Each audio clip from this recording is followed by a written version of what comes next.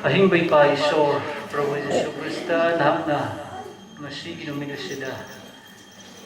Nasayap po manghaning ba laybatar gadi, nasayap po sopiyo aduga. Drakar ki matungin ang hanbiyo aduga tari kasi nausing moy ki drakar layram batar gadi. Nahu ki wahi sina giyantahan bido na undok piyo ay sinisa gani. Kamoy de layriba amagpa amamba kuding magtantok piyo. Nahapo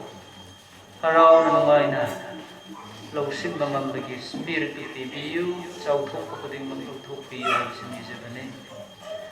Kaujik tinasayang na nakikutalon luksin na kalbani surga talawkan piyo. Amen.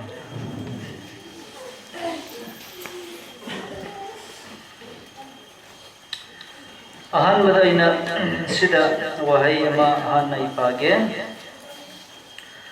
Aikoy na namba hay matare. Aikoy na isorgi wahay sa aikoy nganglap ang matamda. Mapumuin hay matare ka. Aikoy si thaja bigi maram serum. Aikoy palle faith hay. Ado ka di grace thaujan. Ado ka di mercy chanbi ba hay ba. Masi aikoy palle. Adugati masi kuding magsing asay ko adung loy magti pallaga action oina thuglak taba adugi maram ay koina gyan hek tade adugi maram na masi ki maram sa ikhra aina ngangningi madadi ahan bada Romans ka chapter 5 ki verse 8 asila ko yeng mamatamda sumni idunalay while we were still sinner Christ died hayga. Aikoy na pap chin ba matang magdada Kristana aikoy ginamag na CBA hay ay nasida aikoy na sana sa Bible do layar gadi ado dum yeng biu ay na dum pathog lagke sida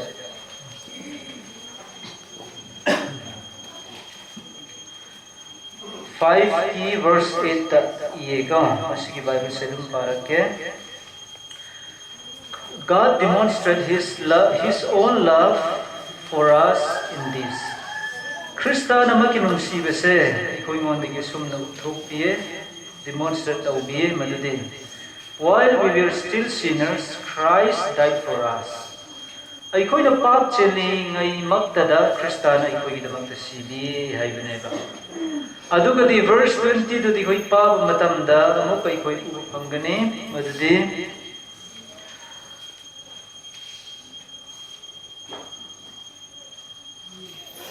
But where sin increase, grace increase all the more. Hayga. Pag si hengat pamatamda, isorgi grace tawjan se en hengat le hay beneba. Masigi wais tamang masig. Adu ba ahan maday koy na ubo pangi madude. Isorgi nung sibe se ay koy ngon da karang pibra mang na demonstrate taw pibra hay matamda. Ikoy si pat chili hay se. Khangba matamda isa na pa chen si khangnarak po matamda Krista na makinungsi bese nang ay ngondik pi hagi am simple bigi wahay ko adu masiki wahay sigi matang sida ikoy khare yengsi ay nga sai palle yam ban ikoy na thaujan sigi wari sai ikoy na tai adu gadi faith haja bese ikoy na palle adu gadi mercy sorgi nungsi bigi maram sida ikoy na palle aikoy na khangi madudi Matthew ki Bible studies aikoy na sum mathang aikoy yenglak pa matam asida John the Baptist asina preaching tawrami yam simple oi bi wahay ni madugi John the Baptist aduna preaching taw matam na magna repentance uming hong bigi maram sida magna preaching tawrami Madugi wahay do karay da ikoy ibo phambra hay bataragadi Matthew chapter 3 ki verse 2 da ikoy phangi madu ay yengoy adubo chapter 3 ki verse 11 da ikoy yengbo matam da ikoy phangi masitoy da ikoy ngam khra wahay ne I baptize you with water for repentance but after me will come one who is more powerful than I whose sandals I'm not fit to carry. He will baptize you with the Holy Spirit and with fire. Hayikong. Masika na ng amro matam na John the Baptist na mga bawahay ni. aina noingon da baptize tawbi ising da baptize tawbase pungning hongbagi baptism ising da baptize tawbi bane adubu ai ki tung da lakada wo mahak aduna de ai hena so hena chawi ai ham na mak ki sandal hugram adu boy na lawthok pai matik cha de mahak na noibu asing bat hawai aduga with fire mai galoi na baptize tawbi gani haina palle aduga John the Baptist na baptize tawbi bisidi ising dane adu mang na baptize tawbi bisidi karigi na matamda for repentance pungning hong na ba kidamakta na baptize tawbi bani pungning hong bagi baptize tawbi bani hai adu amrong da haide baptism hai baptize hai bisi baptism hai bise Greek ki loan da di baptizo hai na hai adu baptizo hai bisi karin matamda English ta hai immerse hai phumba ko ising dagi lupa phumba lupa ising man ga lupa du baptize hai na kawi aina no ising dagi baptize tawbi ga ising da aina no lupi ga ni hai adu bu la ka da bu adu na di karin ai koi bu lupi ga dra hai ba matam da sing ba thawai adu mai na koi bu baptize tawbi ga lupi ga ni hai ba ne ba anamba mi sing na hojika ki Christian sing na baptize tawbi ki wari se koi na tai nang baptize tawra bra koi na hai nai baptism ki maram se dum koi ngangi adu bu baptism ki maram se koi ngam ba tar ga so repentance de koi tha do e mi amana baptize tawba ta di yare hai ni mo de koi na khalle adu bu baptism hai se de chumni ki symbol ni hai se koi na khangi madudi Kristana masai cross da pang laga sibire adu magna sir ge hinlat khare aisu Prabhu Jesu Krista da pap te gi sir ga leiram bado Krista da pap te gi Prabhu Jesu na sir ga leibak da phum bugum na ibusu phum bi khare adu ga Jesu ga hingat minare hai begi madu gi symbol aduni hai bisai koina khangi baptize taw baside adugi baptism hai baside koina tawda badi yade tawga daw bani masi mat sai hai bide tawda ma yade tawga daw bani Christian amoina ai Christian oira hai badi madu tawga daw bani adubo koina khanga daw made repentance la ko matam da baptize koi tawga daw bani adubo koina de nam bai koina taw baside repentance koi mam thade ai ko baptize ha na tawe adugadi madudi yare hai mapan thongna na bai khoi sat nai ai sa maksuduni ngasai koi gi ojalen puli sungang bire adu mamang ai sunoi tare sinau se masik ising baptism asina loi benante hai gana ising baptism hai bisde John the Baptist na sumnagi ising the baptize taw bire hai madugi preparation Prabhu Jesu Krista lab padaw mabu accept taw na receive taw na bigi damakta lambi du phatlaga mang sembiram biwani adu achumba makti ising the baptize to taw matung aduda karinai ko baptize taw bi bam thoi hai matam Holy Spirit adu with fire is mai adu ko baptize taw bi gidaw bani ha bisai ko pami adu madu ki marab adu ko yengla ko matam da aina panningi madude mi amana airak payai nang bu iso bu thajar gade nang bu kan biu phange haina yamna simple way koi nam nai oi chumi by faith we are saved koi thajabi gi damang koi kandi bani adon batar de faith hai se karino James de koi mo matam da faith hai se de thabak si yaw do bani hai bani faith without work is dead thajaba thabak yaw da do si bani hai adu ki maram na faith hai se la ko matam da thajaba se la ko matam da thajaba do ahing megi thajab do ge do bani adu madu pat thabak se pang thok do bani ai khoi ki manung da faith si hawra ko matam da madu ki faith adu nei khoi ki nung da thabak surak kane mana thabak surak ka do se yam simple oi roi mi na uba ngam da bi mo thabak surak kane madu mapan de gi nam na hauji ki doctor de salla ka mi amana na bu yengla ko matam da ma gi manung da ultrasound yeng dra ga di manung gi laina uba ngam da bu na thawai gi mit na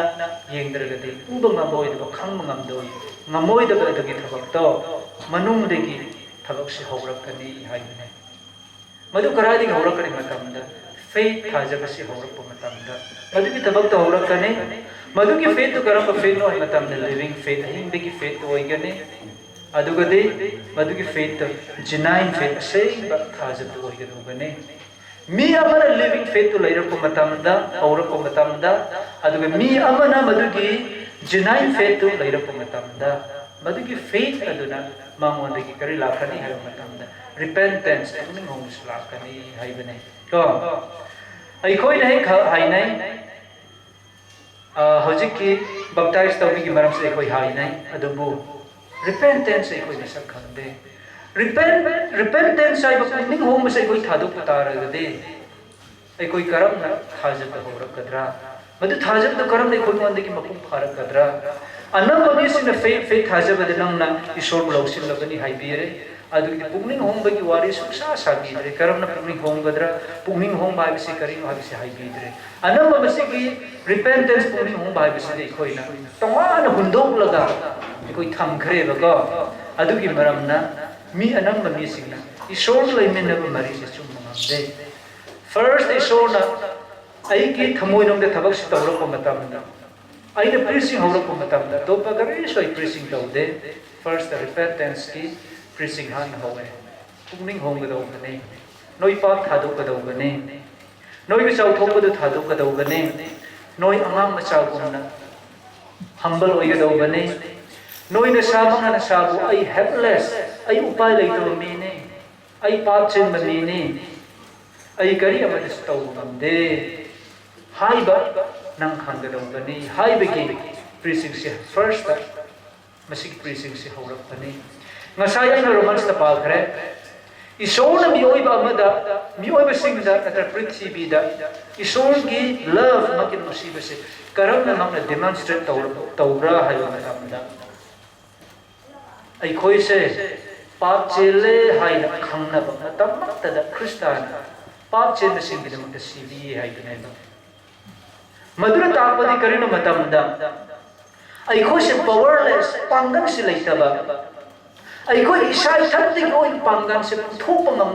puthok pangam da ba isai ki pangan asina amataw matam da oiroi amataw sa oiroi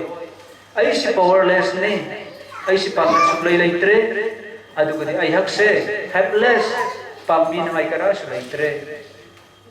prabhu jisu krishna na tar pai suplai laitre ko hai mi kana amata su da ba masagi apaba thabak tawram mayam singu udaba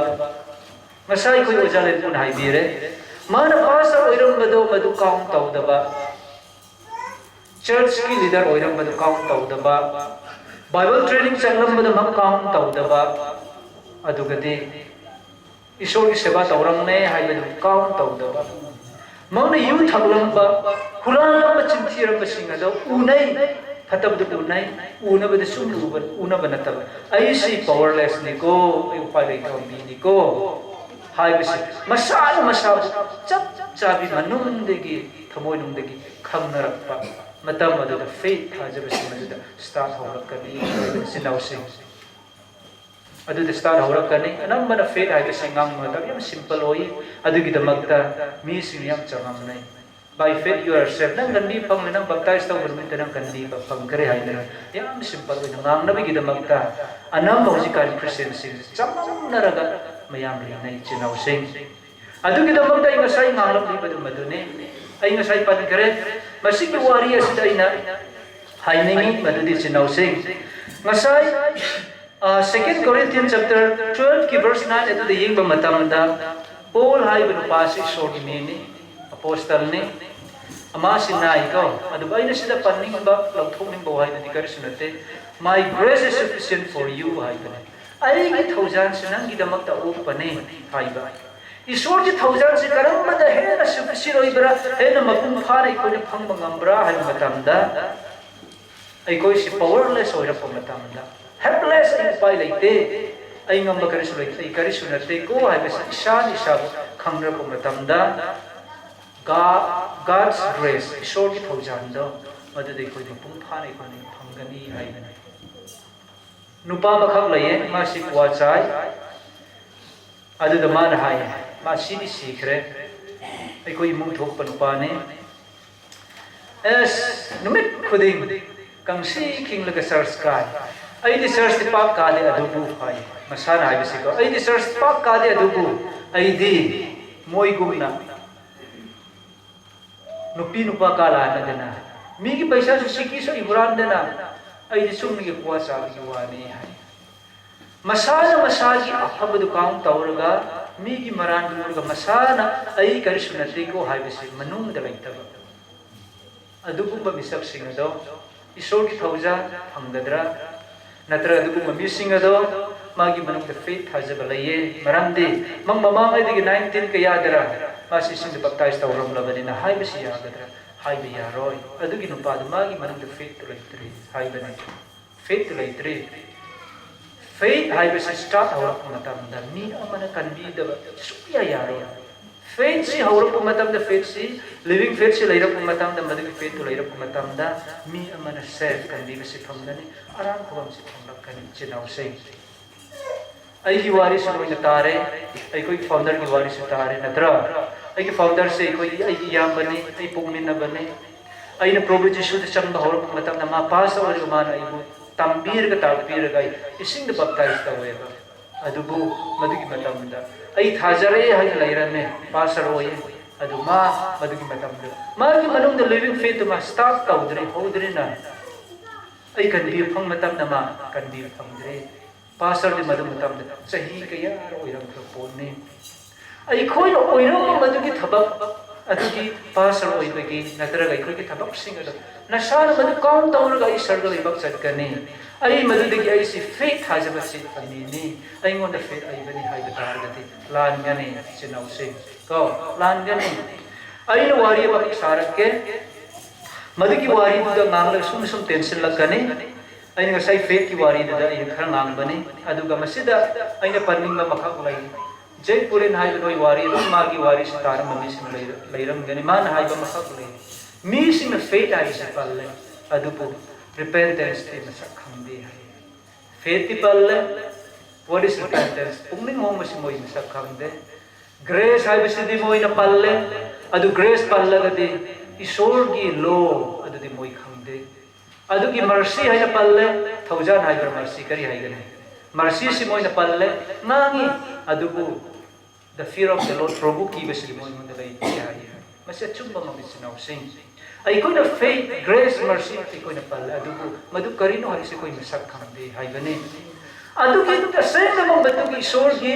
madu ki faith aduga grace mercy se ko madu ki sor ki tabak sila ka daw ba aside ai kari sunate ai pap se mamini ai di huran mamini ai di dako ni ai chum nagi isor ki seba taw gi wan ai kari sunate ko ai basi nangi nupi nangi na cha sing kana amada su udana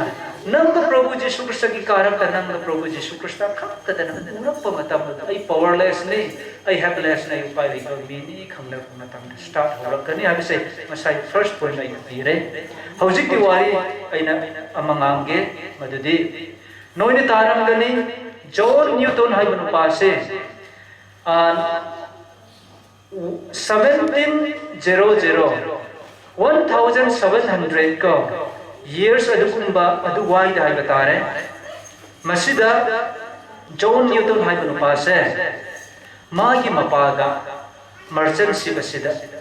thabak se moi tawki madugi matam da karam tawre ha batare magi mapase thu na mak se retire oire madugi thabak da digi masi to kare adu kon di karam tawra kare matam da mak se magi condition khwai ti amna khang mangam da bi condition amakhak siman theinarame maduda ko nade mahang na sai merchant gi ship aduda thabak tawraga leiram badudagi slave ship hai ngasai minai puba slave sing puba ya baduduma thabak tawba se madudagi transfer tawna na bang request tawrami hai madudagi mangsi Africa da sanka tawba nei slave sing sikrai daga pure matam Africa dagi slave se pura kani aduga slave gi thabak se madu transfer tawbi na nabgi damakta mahangna request urami hai adudagi madugi mioiba amagi mioibagi business tawba trafficking hai ko trafficking of human beings hai mi amabu योनबा me अमगी business तौबसे मदुगी थबक से कन्ना मदुदा तौखी मदुदा करम तौखरे मतमना महंगना मदुगी मतमदा मक्सामकी मदुगी SIP मदुगी मफम अदुदा मदुगी मफमदुदा मगसे captain own लैखी हाय मदुगी मफमदा को मसागी मदुगी सिपदुदा कोनदी करम तौरखरे हाय मतमदा मसिगी नुपासे on May 10, 1748 मसीगी चाही अदु मसीगी था सिदा मागी पुंसी से लोम बनाइदर मागी पुंसी से चेंज लाखी मागी पुंसी चेंज लाखो से करम तौब्रा मतमदा महमना तोंखी बमदुगी सिप अदुबु यामना साथिबा नोंलै नोंसिन अदु कन्ना जैरखी मदुगी मतमदा मागी ही अदो अपिकपगी ग्लास मचा अमा नत्र अपिकपगी पेंगोन मचा अमना इसिंगी मरक्ता लई लईरगा इसिंगी मरक्ता लुक्कदौबगुमना मागी हिद इसिंगी मनुंगदा लुक्नंगाई तौरमे मदुगी मतम अदुदा महकना ईश्वरगी मफमदा कन्ना लाउरा कपलगा ईश्वर लाउरमे he cried aloud lord have mercy upon us प्रभु अखोई चांबियु हाइना John Newton aduna kanna laurga ma awaga thengrappa matam adada mangna kanna laurga mangse isoda kaurame maduki ahin aduda karawda matam da maki Kevin habide maki tongpha maduki jahaz ki manung aduda sarga dagi thom hangdok le hairaga God's mercy isor ki thaujan hairaga isor ki mercy ado mangon dagi ngan bahukhi aduki matam aduda मागी थमोय मनुंगदा क्रिस्ताना cross the पांगटिंग Biba सीबीबा अदो मदुगी थाजबदो मागी थमोय नुंदगी start तौ खी हाय मागी थमोय नुंदे मदुगी fate अद मागी थमोय नुंदे start तौ खी मदुगी थाजब मामोना लैरप हौरप मतम मदुद करम तौर मतम नो जॉन न्यूटन हाय बनुपा सिना ईश्वर अंगप इमेजिन ग्रेस अंगप थौजा अदो मसाम ईश्वर की थौजान दो मसक खंकी मदुगी मतम मदुद करम तौरे मतमदा ईश्वर मदुगी मतम द कनबी खरे माने कनबी द चुमगी प्रोपो आइना कनबी खरो आइबु सी तौरे हाइना खतनते मागी मनुंग द पंदबा मचांग बखक लय ngasai बाइबल आइना पीरे मदुगी नुमित द जॉन न्यूटन अदना मसाम न खंगे ओ आइसी पात से न पाने आइसे मसी थबक तौसे चुमद्रे अइना मीगोने डिपेंड तौबा अइ इसागी पांगन ओइना डिपेंड तौरगा लैबा अइना सिट असिद अइना कैप्टन ओइना लैरगा मसिद अइ डिपेंड तौरगा लैबा सिद ओइद्रे प्रभु जीसु नंग नत्र अइ पाइसु लै लैत्रे नंगना अइबु कनबी खरो नंग ओइद्रा कार लैरे हाइना मदु नुमितुदा जॉन न्यूटन अदन मागी थमोनुंदा जेतुना थिलबगुमना मागी थमोन थिललगा ईश्वर की नुंसीबा ईश्वर की मतिक मकुंद मागी मनुंदा खंगनें बना मई चाप ओइराने मदुगी खौरांग मदुगी पाम मागी मनुंग लैरप मतमदा ईश्वर सरगादगी ईश्वर की खौजान दो अमंबगी मरक्ता लाई मचा खत्त गालप मतमदा अइखोय वखन हांगदोगुमना ईश्वर की नुंसीबा अदुगी मंगान अदुना मागी थमोनुंदा रिफ्लेक्ट तौरप मतमदा जॉन न्यूटन दो अहान की फर्स्ट एक्सपीरियंस करम एक्सपीरियंस नो ईश्वर कनबीबा salvation experience the first John Newton do on May 10 1748 aduda masigi experience first time phangthibane chinausing maduda karu tawkhre matam ईश्वर की थौजा ईश्वर की नुंसीबा adi kanbiba do mangna khangba matung aduda he became a preacher of the gospel hai magi thabak tu mangna thadok le hairaga slave ki trade adu thadok le hairaga जीशु प्रसाद की सेवा तौर की ministry दे माप से पुंकत का थोक लगा मत मिनिस्ट्री दे चंग की बनी चिनाउ से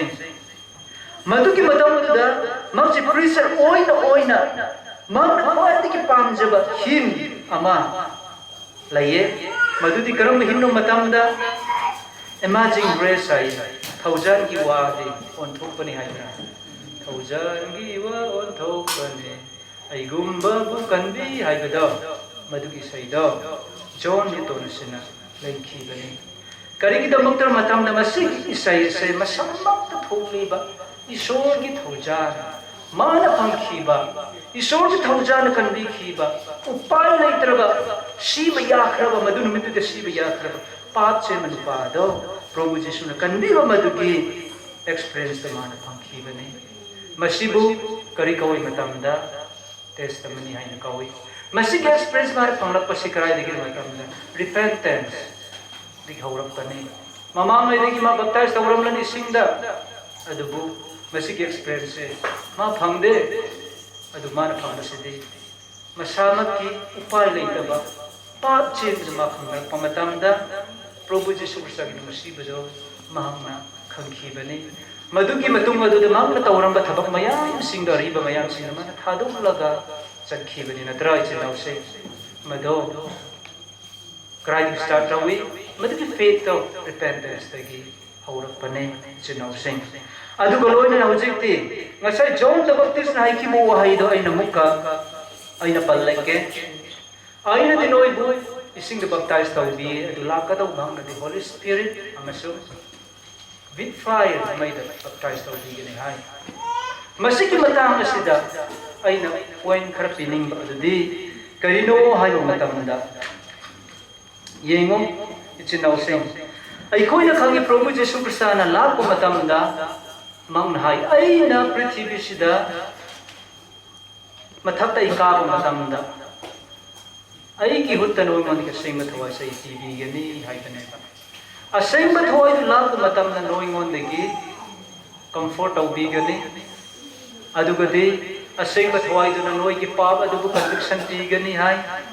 a sing mathwa du na lag matamda noi du kari taw advice tv gani adu lambi do chingbi gani noi na ngamdabado manoi tappi gani namhanbi gani haibani adu ki damagta mi oi ba ikoina upai leita ba mi oi ba ikoi hakchang ki panggal ikoi ki brain da ikoi na khangkhi ba bible tambagi nang like haibagi khuding mak sin na raga nang na ishor ki wahai manung ki oi ba adu nang khanggi hairap matamda manung ki oi ba du nang khangmang moi karamo matamda nang khangmang gani matamda Holy Spirit aduna chingbi matamda Holy Spirit tu ikoi bu baptize tau bi matamda ikoi bu madu sing dula kani haibane masigi matang sa inga sai palle John Newton ado ma repent awe ma ki pap hame ai pap chen mane ai se upai suklai laitre Prabhu ai bu kan bi kro nang na trai upai laitre ko habisimana khani मधुकी मतम प्रभु जीशु कृष्ण मा बुसोपिए मा भी पाप खंगनै मा फतबलोई खंगनै मधु निमित्त दमा कन्बी फंखरे ईशोर आइबु कन्बी खरे आइसे मा सान मसाबु टेस्ट मिलि दमा मोन लये अदु करिनो मतम न मधुबो थवाई देगी बप्टाइज तौबी बाय कवि थवाई दे बप्टाइज तौबी बाय बे सेमरोम दायरे दे राय बनते प्रभु जीशु कृष्ण हाइबा मखक लये मसी कराई दे को को पंग्रा है तारगदे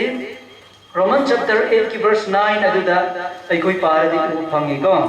मसी की बाइबल से को यंग बतारगदे आई कोई वो फंगी मसी की वाइस आइना खरा पल्लके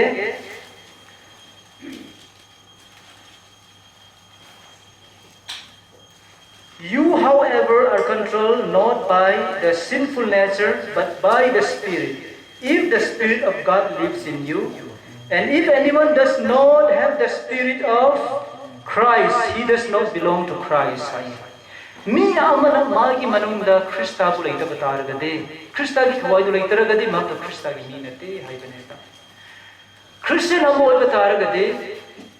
thawai dik baptize tawdu suya yade maduna takpade thawai adu dai koi lukta ba yade thawai ado ai koi mun leita ba yade haibaneta thawai dai koi mun leika da bane aduga if Christ is in you Krista do namo da leiba tarde your body is dead nang yaksam do sire because of sin paap ki maramna yet your spirit is alive because of righteousness drama chain ki maramna nang ki thawai do hingle kari ki damak tano isor ki thawai do namo da leiba ki damak ta haidu sinau se aduga loina na koi mu ko yeng se mi amana ai happu Prabhu Jesu na ibu shokti kare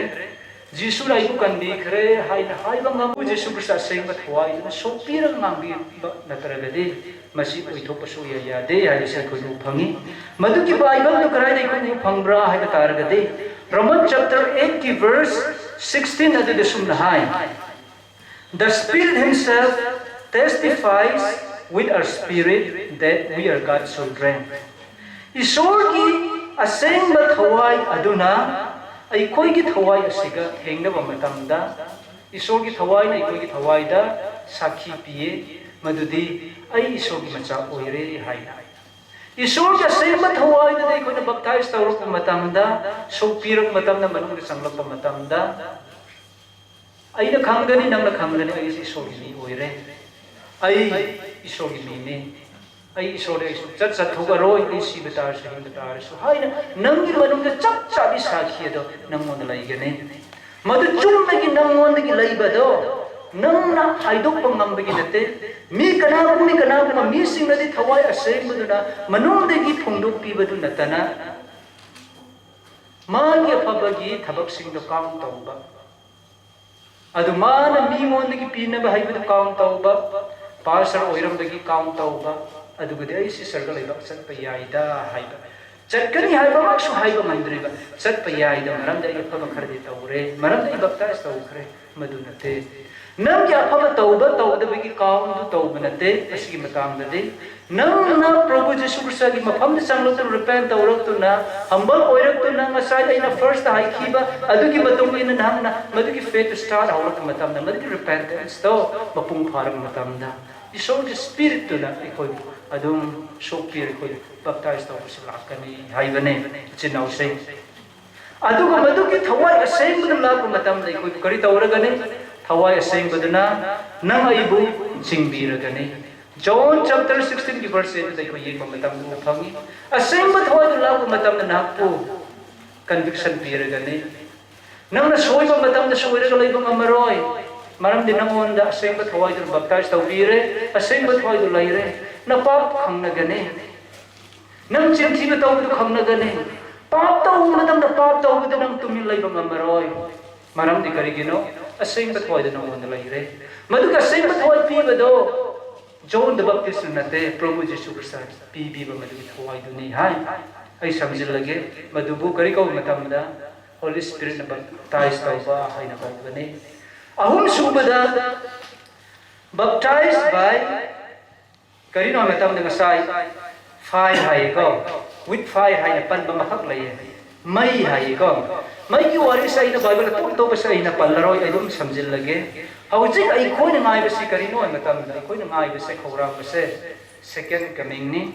Prabhu Jesu Christ macha amo ina aseng mathwan ai bu baptize to bi aseng mathwan singbi adu ai na ngai ba se second coming ni isor ki wai na hai ba mathak lai Prabhu Jesu Christ bulak matam da mahaka laimin na daw kasi ay koi na mabungay ko ay koi sabu singdok sar ay koi prithvi dalay ka daw bani hay base Bible na tapiye adu ki madungin ay koi yinglo ko matam da 1 King chapter 18 verse 36 to 38 ay koi ying matam na panggani Elijah ay lupa sina Baal ki prophet singa challenge tawe madu ki matam da Baal ki prophet singa sina altar si sene adu gade Moy isor bu ko Baal bu ko kan nak lauraga masabu hojiki thang pai raga athau bi bot pai masabu kak laga masabu sokal laga Baal bu kan na kawai sukhum khumbi dre mathaglom digi mai du kumlaga madu ki altar do mai sukchak chak dre karam tawre Elijah aduna altar do sene sana chau pure adu gadi mai chak pa ya na bi dabang ngasai u mayam sing paisil le u paisil khapta nate nung mayam sulai ri bani adu gadi madigi ising haijil le adu train sai madigi manungda ising mayam paisil lai Elijah na kan isoda haijai matamda sarga dagi mai du kum thare